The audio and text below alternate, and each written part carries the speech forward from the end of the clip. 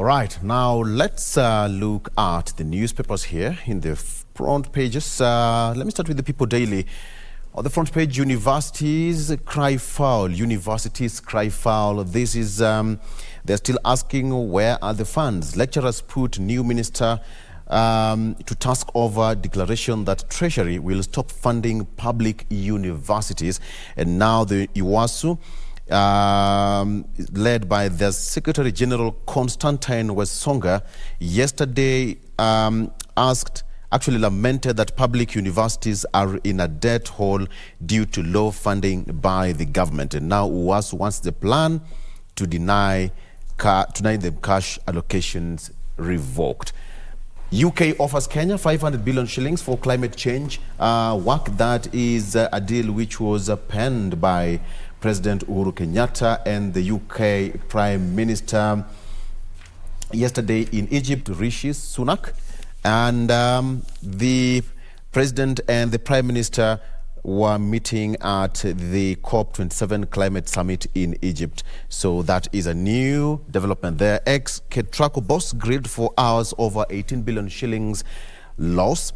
EACC wants to know how the money was paid to a private investor due to delays in connecting LTW to the national grid.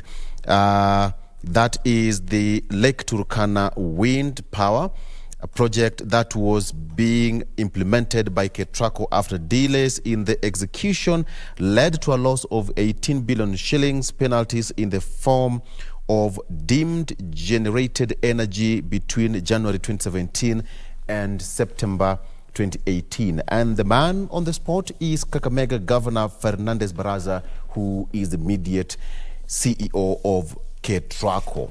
All right. Again here, matters climate change. Raila to give address at the Egypt Climate Conference. Raila, who left for Cairo, Egypt yesterday morning, is expected to address the meeting at the Sharm el-Sheikh as the African Union's High Representative for Infrastructure Development.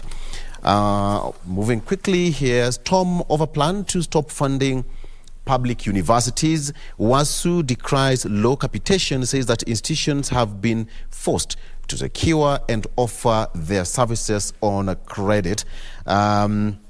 This is actually coming at a time where yesterday the university's academic staff union, UASU, took Education Cabinet Secretary Ezekiel Machogu to task over remarks he made at the weekend announcing the government's plan.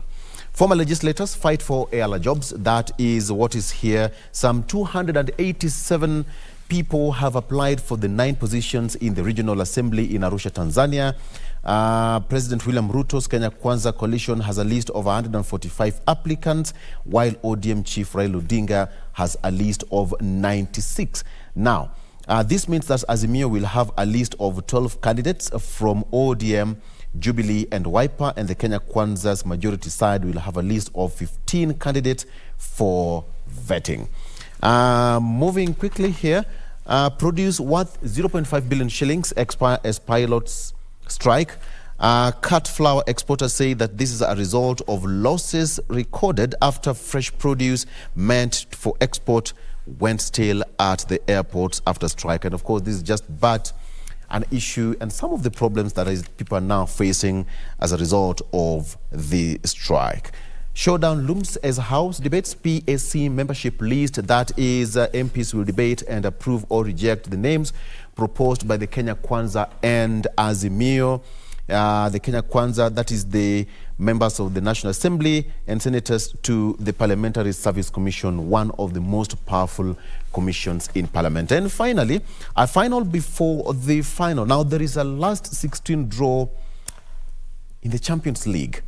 And the full list of draw is amazing. But for me, what stops here is Liverpool versus Real Madrid, mouth-watering match.